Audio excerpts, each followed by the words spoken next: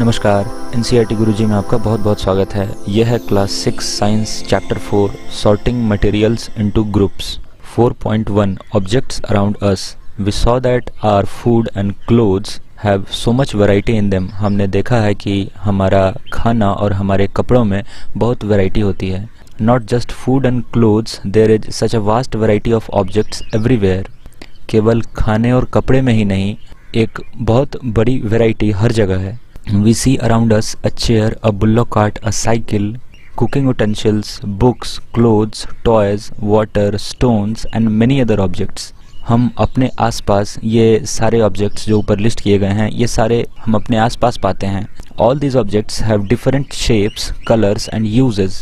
इन सभी ऑब्जेक्ट्स के अलग अलग कलर्स हैं, अलग अलग शेप्स हैं और इनके अलग अलग यूजेस हैं। इनके उपयोग अलग हैं, इनके आकार अलग हैं और इनके रंग अलग हैं। Look around and identify objects that are round in shape. हमें अपने आसपास देखना है और वैसे ऑब्जेक्ट्स जो गोले हैं, राउंड हैं, उनके बारे में पता करना है। Our list में include a rubber ball, a football and a glass marble. हमारा जो लिस्ट बनकर आएगा राउंड ऑब्जेक्ट्स का, उसमें एक रबर का बॉल हो सकता है, एक फुटबॉल हो सकता है या फिर एक शीशे की गोली हो सकती है। If we include objects that are nearly round, our list could also include objects like apples, oranges and earthen pitcher घड़ा।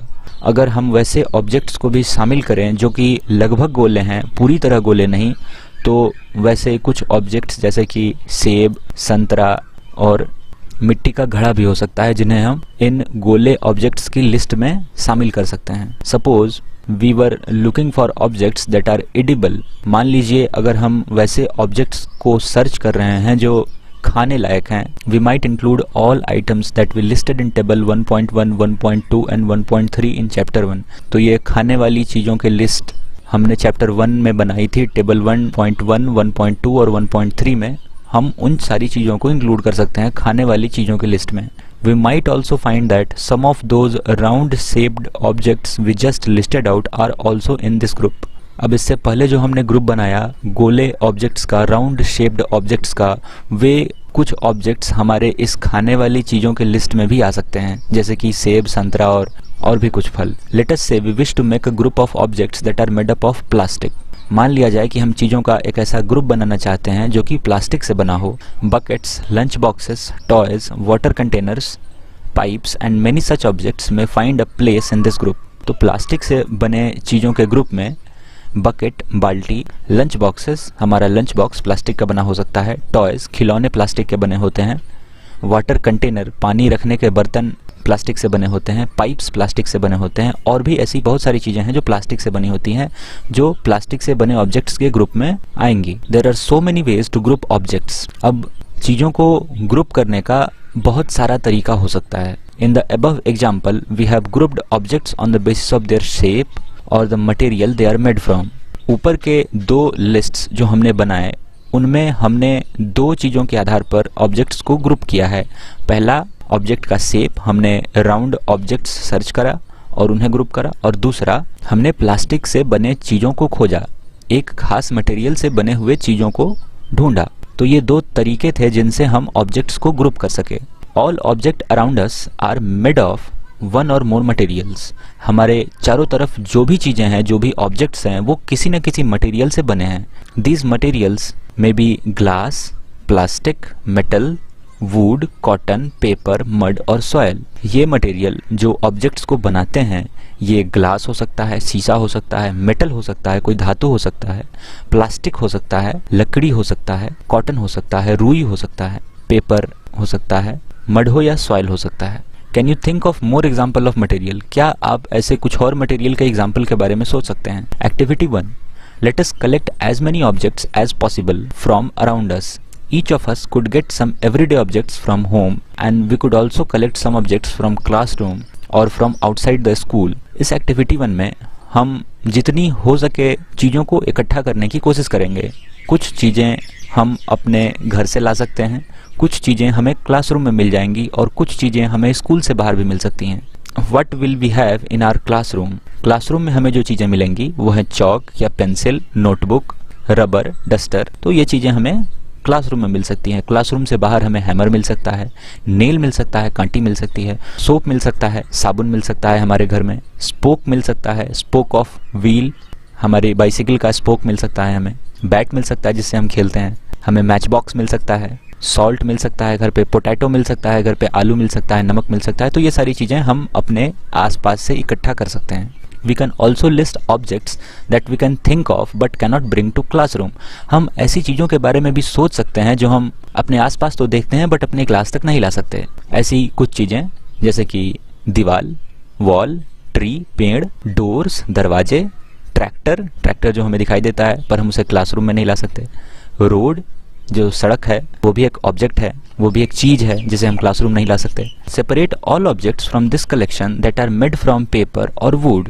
अब इस बने कलेक्शन से जो हमने इकट्ठा करा है चारों तरफ से, उसमें से हमें उन चीजों को अलग करना है जो वुड से बने हो या फिर पेपर से बने हो।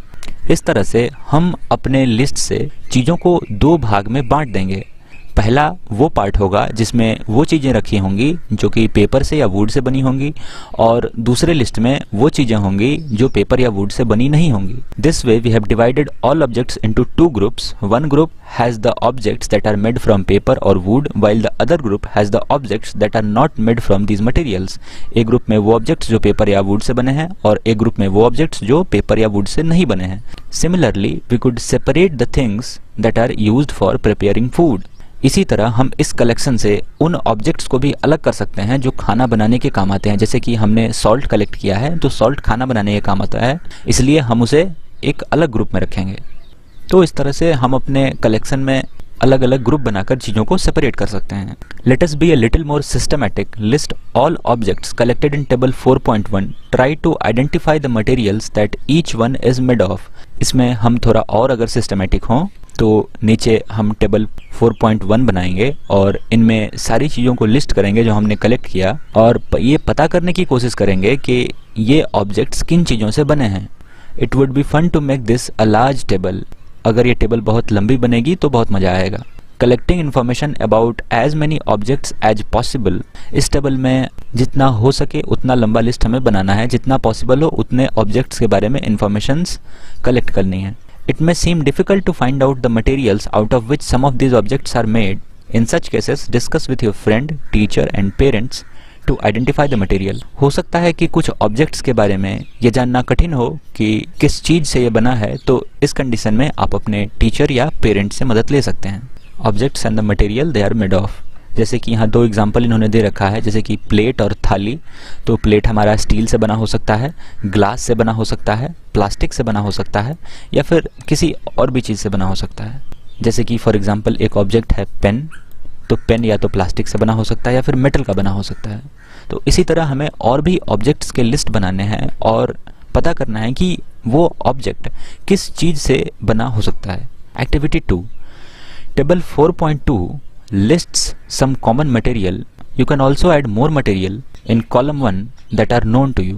टेबल 4.2 यहाँ है, इसमें कुछ मटेरियल के बारे में लिखा गया है। इसमें आप कुछ और भी मटेरियल ऐड कर सकते हैं जो आपको पता हो। Now try to think about everyday object you know that are made mainly of these materials. अब यहाँ मटेरियल लिखा गया है और इन मटेरियल से मिलकर जो ऑब्जेक्ट बने हैं जिन्हें हम रोजमर्रा की जिंदगी में यूज करते हैं, हमें उन चीज़ों को लिस्ट करना है कॉलम 2 में।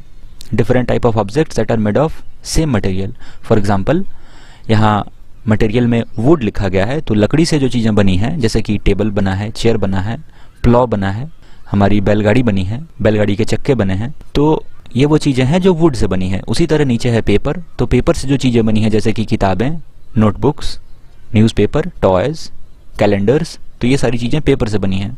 उसी तरह हमें जो चीज़ें लेदर से बनी हैं जैसे कि लेदर बैग्स, बेल्ट्स, शूज़, तो इस तरह से आप ऑब्जेक्ट्स का लिस्ट बना सकते हैं। प्लास्टिक से बनी चीज़ें, खिलौने, पेन, वाटर बोतल, तो इस तरह से आप कलेक्ट कर सकते हैं चीज़ों को इन कॉलम्स में। What do we find from these tables? अब इन टेबल्स से हमें क्या पता चलता है? First, we grouped objects in many different ways. पहला कि हमने ऑब्जेक्ट्स को बहुत सारे तरीकों से ग्रुप किया, बहुत सारे तरीकों से उन्हें अलग अलग ग्रुप में बांटा। We then found that objects around us are made of different materials. और ऐसा करने से हमने पाया कि हमारे आसपास जो भी ऑब्जेक्ट्स हैं, जो भी चीज़ें हैं, वो अलग अलग मटेरियल से मिलकर बनी है। At times an object is made of a single material, an object could also be made of many materials. कुछ समय हो सकता है कि एक ऑब्जेक्ट केवल एक ही मटेरियल से बना हो सकता है कि एक ऑब्जेक्ट एक से ज़्यादा मटेरियल से मिलकर बना हो।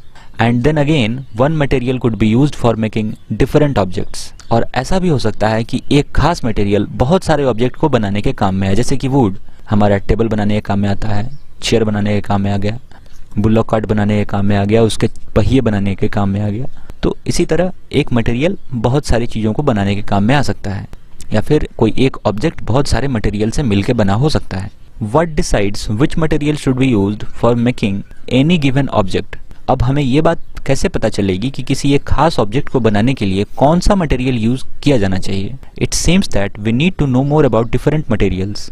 ऐसा लगता है कि हमें मटेरियल्स के बारे में और ज़्यादा जानने की ज़रूरत है, तो इसके बारे में आगे पढ़ते हैं।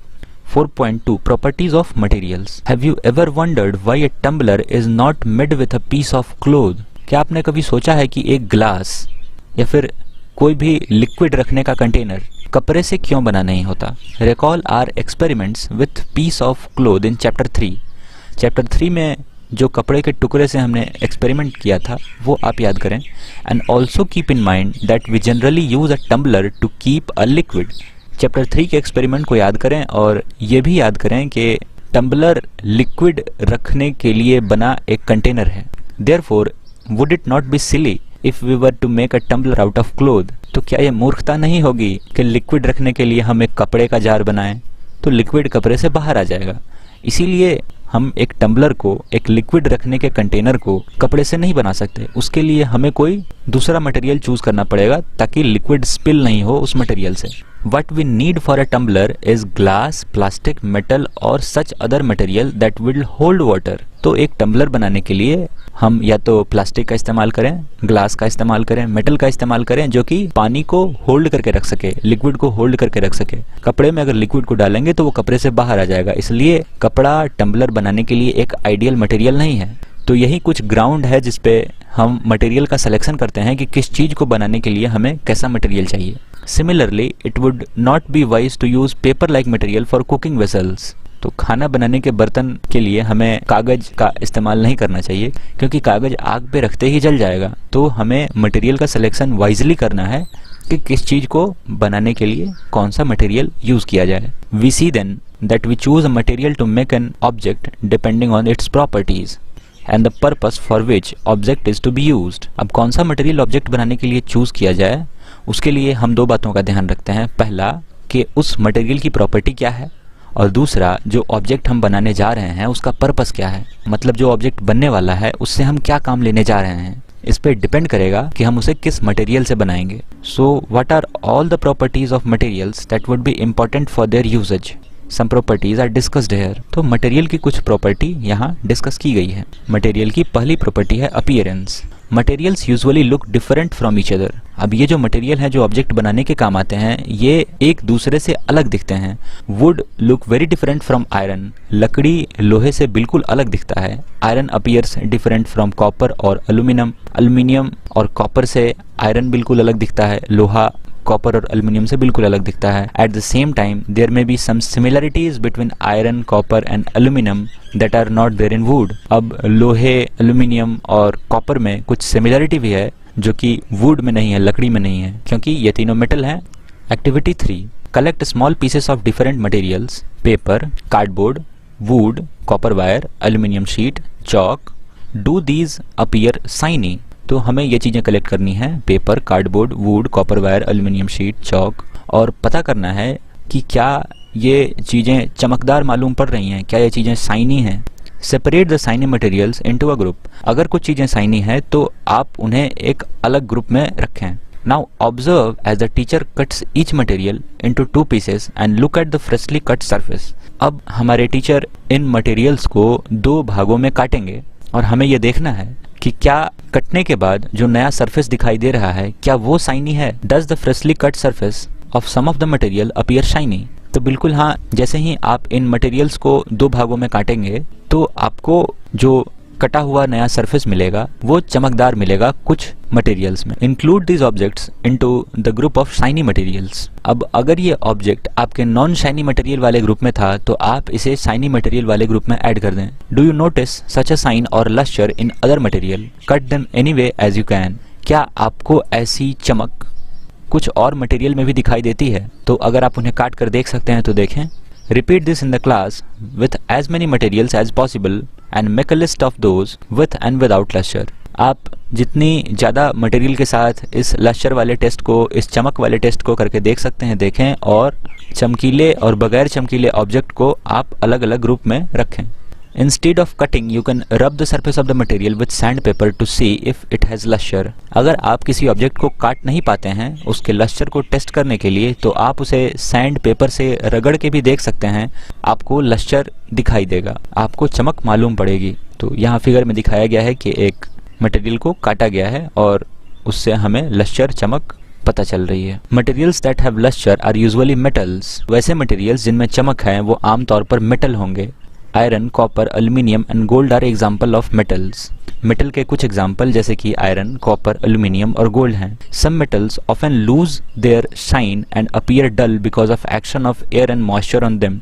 कुछ मटेरियल अपना चमक, अपना लस्टर खो देते हैं एयर और मॉइस्चर के कांटेक्ट में आने के बाद। We therefore notice the lustre only on their freshly cut surfaces. इसीलिए हमें उन मटेरियल्स पे लस्टर केवल नए कटे हुए सरफेस पर ही दिखाई देता है। When you visit an ironsmith or a workshop, look out for freshly cut surfaces of metal rods to see if they have luster। अगर आप कभी एक लोहार की दुकान में जाएं तो नए कटे हुए मेटल के टुकड़ों को देखें तो आपको वहां नए सरफेसेस पे चमक दिखाई देगी। हार्डनेस, ये दूसरी प्रॉपर्टी है। पहली प्रॉपर्टी हमारी अपीयरेंस थी कि मटेरियल्स किस तरह के दिख रहे हैं, दूसरी प्रॉपर्टी हमारी हार्डनेस है कि मटेरियल्स हार्ड हैं या सॉफ्ट हैं। When you press different materials with your hand, some of them may be hard to compress while others can be easily compressed। अगर आप मटेरियल्स को अपने हाथ से दबाकर देखेंगे तो कुछ मटेरियल्स आसानी से दब जाएंगे, वहीं पे कुछ मटेरियल्स आपसे नहीं दबेंगे। Take a metal key and try to scratch with it। The surface of piece of wood, aluminium, a piece of stone and a nail, candle, Chowk, any other material और ऑब्जेक्ट। आप एक metal की चाबी लें और उससे आप इन चीज़ों के सरफेसेस को स्क्रैच करने की कोशिश करें। लकड़ी के सरफेस को, एल्यूमिनियम के सरफेस को, पत्थर के सरफेस को, कांटी को, कैंडल को, चौक को, इन चीज़ों को स्क्रैच करने की कोशिश करें। You can easily scratch some of the materials while some cannot be scratched so easily। इनमें से कुछ चीज़ों के सरफेस को आप मेटल की चाबी से बड़ी आसानी से स्क्रैच कर सकते हैं और कुछ चीज़ों के सरफेस को आप मेटल की चाबी से आसानी से स्क्रैच नहीं कर पाएंगे। Materials which can be compressed और scratched easily are called soft. अब वैसे मटेरियल्स जो कि आसानी से स्क्रैच हो जा रहे हैं या कॉम्प्रेस हो जा रहे हैं, आपके हाथ से दब जा रहे हैं, उन्हें हम सॉफ्ट कहेंगे। While some other materials which are difficult to compress are called hard. और वैसे मटेरियल जिनको दबाना या फिर जिनको स्क्रैच करना मुश्किल था उन्हें हम हार्ड कहेंगे। फॉर एग्जाम्पल, कॉटन और sponge is soft while iron is hard. Example के लिए कॉटन और स्पॉन्ज हमारा सॉफ्ट ऑब्जेक्ट है, सॉफ्ट मटेरियल है, और आयरन हार्ड मटेरियल है। In appearance material can have different properties like lustre, hardness, be rough or smooth. Material की property different तरह की हो सकती है, जैसे कि एक मटेरियल शाइनी हो सकता है, कोई मटेरियल हार्ड हो सकता है, कोई मटेरियल रफ हो सकता है, खुरदुरा हो सकता है, कोई मटेरियल स्मूथ हो सकता है, चिकना हो सकता है। Can you think of some properties that describe the appearance of a material? क्या आप कुछ और भी ऐसी प्रॉपर्टी के बारे में सोच सकते हैं जो एक मटेरियल के अपीयरेंस को डिस्क्राइब करे? अब हमारी तीसरी प्रॉपर्टी है सॉल्युबल या इनसॉल्युबल। मीन्स हम मटेरियल्स को टेस्ट करेंगे कि वो घुलनशील है कि नहीं, वो पानी में डिसॉल्व हो सकता है कि नहीं, पानी में घुल सकता है कि नहीं। Collect samples of some solid substances such as sugar, salt, chalk powder, sand and sawdust. हम इन सब्सटेंसेस के सैंपल्स को कलेक्ट करेंगे। Take 5 glasses or beakers, fill each one of them about 2/3 with water. हमें 2 ग्लास या beaker लेना है और उसमें 2/3 पानी भरना है। Add a small amount spoonful of sugar to the first glass, 1 चम्मच शुगर डालना है हमने अपने फर्स्ट ग्लास में, salt to the second and similarly add small amount of other substances into other glasses. दूसरी बीकर में हमने सॉल्ट डालना है और बाकी जो ऑब्जेक्ट्स हमने लिए हैं वो अलग अलग बीकर्स में डाल देंगे। Stir the content of each of them with a spoon. हर ग्लास या बीकर के कंटेंट को एक चम्मच से घुमाएंगे हम। Wait for a few minutes, observe what happens to the substances added to water. कुछ देर चम्मच से घुमाने के बाद आप इंतजार करें और ऑब्जर्व करें कि क्या हो रहा है इन सब्सटेंसेस का जो वाटर में मिलाई गई हैं। Note your observation as shown in table 4.3। तो यह है हमारा टेबल 4.3। इसमें यह बताया जा रहा है कि पानी में मिक्स करने के बाद ये ऑब्जेक्ट्स कंप्लीटली डिसअपियर कर गए या पार्शियली डिसअपियर किए या फिर कंप्लीटली प्रेजेंट थे, पानी में घुल ही नहीं सके, या तो पूरे घुल गए, नहीं तो थोड़े घुले अभी मुझे दिखाई दे रहे हैं, या फिर घुल ही नहीं सके, पूरी तरह प्रेजेंट हैं। जैसे कि एक इन्होंने यहाँ दे रखा था सॉल्ट के बारे में कि disappears completely in water. Salt को आप पानी में डाल के स्टिर करेंगे, घुमाएंगे उसे, तो वो कंप्लीटली डिसअपियर कर जाएगा, आपको दिखाई नहीं देगा कि इस पानी में सॉल्ट मिक्स्ड है कि नहीं। सिमिलरली अगर आप शुगर को डिसॉल्व करने की कोशिश करेंगे पानी में तो वो भी कंप्लीटली डिसअपियर कर जाएगा। वहीं अगर आप सैंड को पानी में घुलाने की कोशिश करते हैं, पानी में डिसॉल्व करने की कोशिश करते हैं, तो वो बिल्कुल भी नहीं घुलेगा, वो पूरी तरह प्रेजेंट होगा आपके पानी में। उसी तरह चॉक पाउडर है, चॉक पाउडर पानी में घुलेगा तो जरूर, बट आपको मालूम पड़ेगा कि इसमें पानी में चॉक पाउडर मिलाया गया है। सिमिलर केस है सॉडस्ट के साथ, लकड़ी के टुकड़े होंगे तो वो भी completely प्रेजेंट रहेंगे। You will notice that some substances have completely disappeared or dissolved in water. We say that these substances are soluble in water. तो वैसे substances जो पानी में पूरी तरह घुल गए उन्हें हम soluble substances कहेंगे, और दूसरी तरफ वो substances जो कि पानी में नहीं घुल सके उन्हें हम insoluble substances कहेंगे। Other substances do not mix with water and do not disappear even after we stir for a long time. These substances are insoluble in water. Water plays an important role in the function of our body because it can dissolve a large number of substances. Do liquids also dissolve in water? पानी हमारे शरीर में बहुत ही important role play करता है क्योंकि वो बहुत सारी चीज़ों को घुला सकता है अपने अंदर और हमारे बॉडी में ट्रांसपोर्टेशन का काम करा सकता है ब्लड के थ्रू। तो अब यहाँ सवाल है कि क्या दूसरे लिक्विड्स भी पानी में डिसॉल्व करते हैं? जिस तरह ये सॉलिड चीज़ें हमने ली थी, सॉल्ट, शुगर, सॉडस्ट, तो ये सारी चीज़ें सॉलिड थी। तो अब सवाल यह है कि क्या लिक्विड भी पानी में डिसॉल्व करता है? तो आगे पता करते हैं। Activity 5, collect sample of vinegar, lemon juice, mustard oil or coconut oil, kerosene or any other liquid. तो ये सारे लिक्विड्स हमें कलेक्ट करने हैं। Take a glass tumbler, similarly एक ग्लास टम्बलर लेना है, एक बीकर या फिर एक glass. Fill it up to half with water, अब इसे आधे टम्बलर तक पानी भर देंगे इसमें। Add a few spoonful of one liquid to this and stir it well. Let it stand for 5 minutes. Observe whether the liquid mixes with water. इसमें एक एक करके लिक्विड हम डालेंगे, एक एक चम्मच, इसे मिलाएंगे, स्टिर करेंगे और देखेंगे कि क्या हो रहा है, क्या ये लिक्विड्स डिसॉल्व कर रही हैं वाटर के साथ या फिर नहीं। Repeat the same with other liquids, as many different liquids as available to you. और ये काम आप उन सभी लिक्विड्स के साथ कर सकते हैं जितने लिक्विड्स आपके पास उपलब्ध हों। Write your observations in table 4.4। तो यह है हमारा table 4.4, solubility of some common liquids in water. तो इसमें बताया गया है कि ये पर्टिकुलर लिक्विड वाटर के साथ मिक्स हो सका कि नहीं हो सका। पहला लिक्विड था हमारा विनेगर। विनेगर हमारे घरों में पाया जाता है, अचार में डाला जाता है कॉमनली। तो विनेगर पानी में बिल्कुल ही मिक्स कर जाता है, मिक्सेस वेल। ओके, तो ये हमारा ऑब्जर्वेशन था, हमने इसे इस कॉलम में लिखा है, बाकी मैंने आपके लिए लिख रखा है। लेमन जूस भी कंप्लीटली वाटर में मिक्स कर जाता है। मस्टर्ड ऑयल पानी में मिक्स नहीं कर पाता। सिमिलरली कोकोनट ऑयल भी पानी में मिक्स नहीं कर पाता, इनफैक्ट कोई भी ऑयल पानी में मिक्स नहीं कर पाता। केरोसिन भी हमारा पानी में मिक्स नहीं हो पाता। तो ये एक सॉल्युबिलिटी, एक मटेरियल की प्रॉपर्टी थी जिसके आधार पर भी हम मटेरियल्स को ग्रुप कर सकते हैं।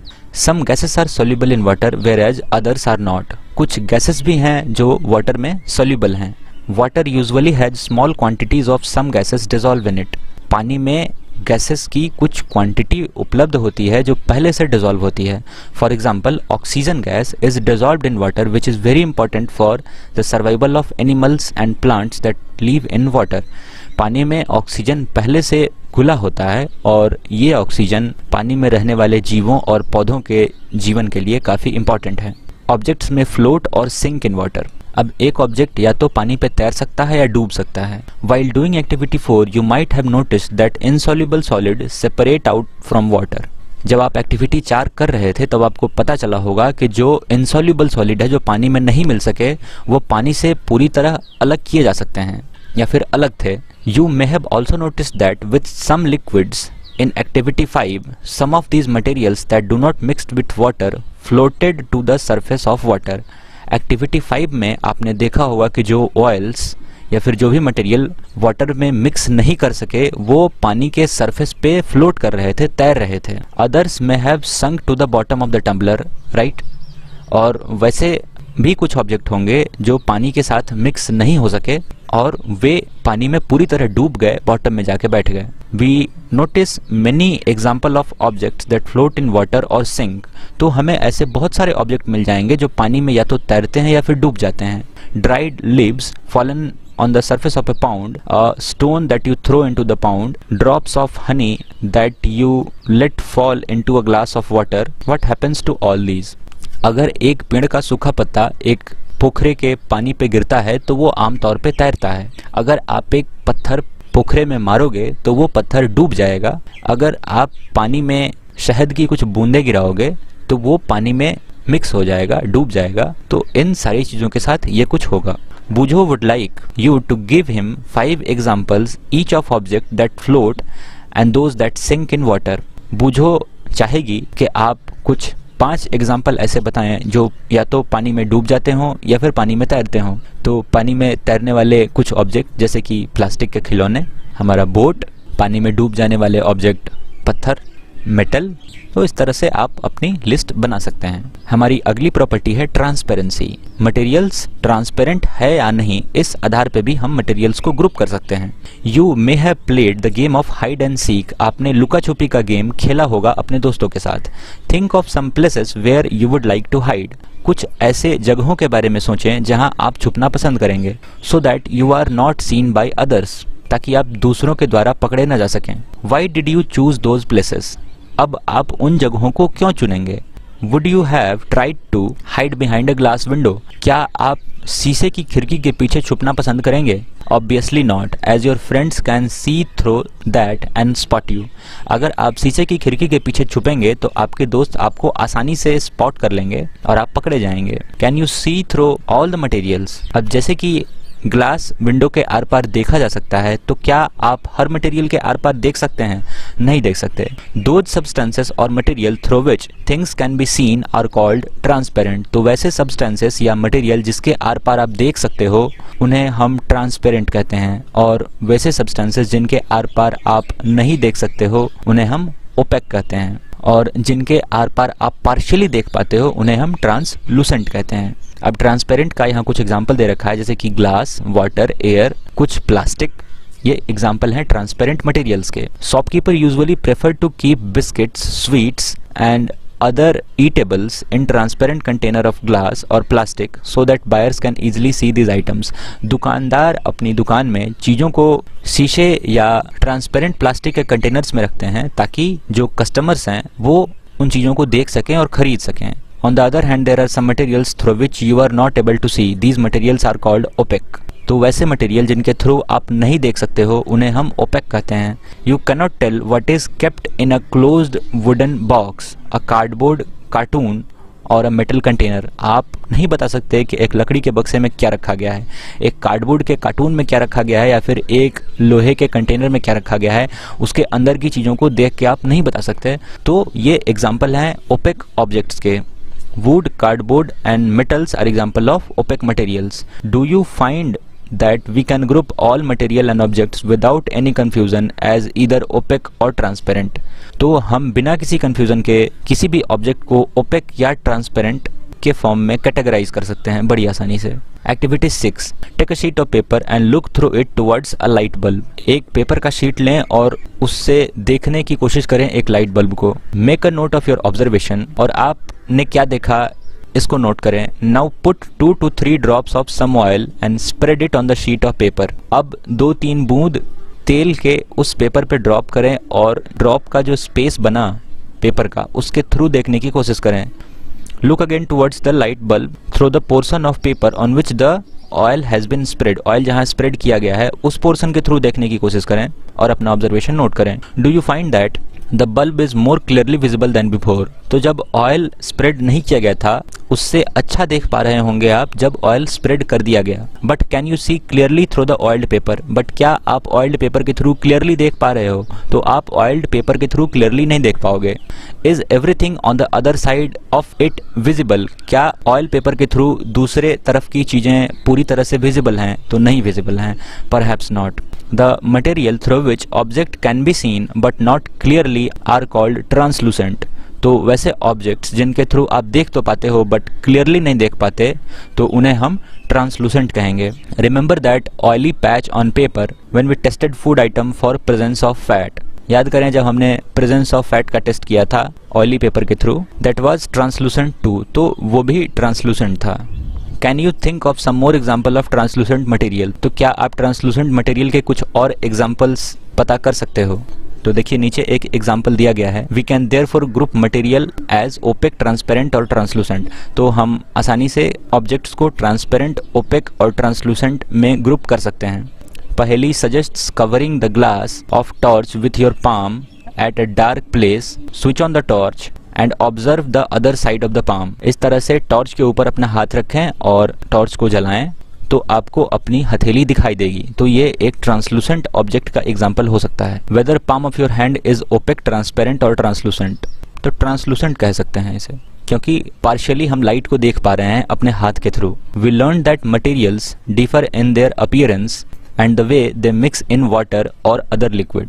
हमने सीखा कि मटेरियल्स अपीयरेंस में डिफर कर सकते हैं, वो पानी में घुल सकते हैं या नहीं, इस आधार पर उन्हें डिफरेंशिएट किया जा सकता है। दे में फ्लोट और सिंक इन वाटर, ये भी एक प्रॉपर्टी हो सकती है कि वो पानी में डूब रहे हैं या फिर तैर रहे हैं। वो ट्रांसपेरेंट हैं, ओपेक हैं या ट्रांसलूसेंट हैं, इस आधार पर मटेरियल्स को भी ग्रुप किया जा सकता है। Materials can be grouped on the basis of similarities और differences in their properties. Material को उनमें एक दूसरे में समानता कितनी है, एक कितनी सिमिलरिटी है, इस आधार पर भी ग्रुप किया जा सकता है। जैसे कि मेटल को ग्रुप किया है हमने, बहुत सारे मेटल्स, उनमें एक तरह का लस्टर है, एक तरह की हार्डनेस है, तो हमने उन्हें एक ग्रुप में उनकी प्रॉपर्टीज, उनकी सिमिलरिटी और डिफरेंसेस के आधार पर ग्रुप किया है। Why do we need to group materials in everyday life? अब सवाल यह है कि हमने इतना जो मटेरियल्स को ग्रुप किया है इसे ग्रुप करने की क्या जरूरत थी? हमने एवरीडे लाइफ में मटेरियल को ग्रुप करना क्यों शुरू किया? We often group material for our convenience. तो हमने ऐसा अपनी आसानी के लिए किया है, हमें इससे सुविधा होती है। At home we usually store things in such a manner that similar objects are placed together. हम अपने घरों में चीज़ों को ऐसे रखते हैं कि एक तरह की चीज़ें एक साथ रखी हों। Such an arrangement help us to locate them easily। हम सिमिलर चीज़ों को एक साथ रखते हैं और ऐसा अरेंजमेंट हमें उन्हें आसानी से ढूंढने में मदद करता है। Similarly, a grocer usually keeps all type of biscuits at one corner of his shop, all soaps at another, while grains and pulses are stored at some other place। उसी तरह एक दुकानदार सभी तरह की बिस्किट्स को एक कोने में रखता है, साबुन को दूसरे कोने में रखता है और अनाज और दालों को कहीं और रखता है। इससे उसे उन चीज़ों को ढूंढने में आसानी होती है। There is another reason why we find such grouping useful. एक और कारण है कि हम इस ग्रुपिंग को महत्वपूर्ण मानते हैं। Dividing materials into groups make it convenient to study their properties and also observe any pattern in these properties. Materials को ग्रुप में डिवाइड करने से हम उनकी प्रॉपर्टीज के बारे में और आसानी से स्टडी कर सकते हैं, उन्हें आसानी से ऑब्जर्व कर सकते हैं। We will study more about this in higher classes. हम इसके बारे में और हायर क्लासेस में पढ़ेंगे। तो यहाँ ख़त्म होता है आपका chapter 4 sorting materials into groups. कुछ कीवर्ड्स जो हमने इस चैप्टर में देखे, ये सारे कीवर्ड लगभग मटेरियल्स की प्रॉपर्टीज़ हैं। जैसे कि कोई मटेरियल हार्ड था, कोई सॉफ्ट था, कोई सॉल्युबल था, कोई इनसॉल्युबल था, कोई मेटल लश्चरस था, चमकदार था या फिर नहीं था। ये मटेरियल्स, इनके बारे में हमने जाना कि किन मटेरियल से हमारे ऑब्जेक्ट बने होते थे। मेटल्स के बारे में जाना कि ये शाइनी होते हैं, ये हार्ड होते हैं। ओपेक के बारे में जाना जिसके थ्रू हम नहीं देख पाते, जिसके थ्रू लाइट पास नहीं होता, उसे ओपेक कहते हैं। रफ के बारे में हमने जाना कि या तो सरफेस स्मूथ होगा या फिर रफ होगा, खुरदुरा होगा या फिर चिकना होगा। सॉल्युबल के बारे में हमने जाना कि वाटर में कोई भी मटेरियल सॉल्युबल है कि नहीं, हम उसे पानी में डालकर उसे स्टिर करके देखते थे। ट्रांसलूसेंट के बारे में हमने जाना कि किसी मटेरियल के थ्रू अगर लाइट पास पार्शियली हो रहा है तो उसे हम ट्रांसलूसेंट कहेंगे, और अगर लाइट पूरी तरह पास हो रहा है तो उसे हम ट्रांसपेरेंट कहेंगे। तो ये कीवर्ड्स थे। बाकी समरी दे रखी है और एक्सरसाइज दे रखे हैं। एक्सरसाइज को हम अलग से कवर करेंगे। बाकी इस वीडियो के लिए इतना ही। देखने के लिए आपको बहुत बहुत धन्यवाद। मिलता हूँ आपसे चैप्टर 5 की वीडियो में। तब तक के लिए बाय।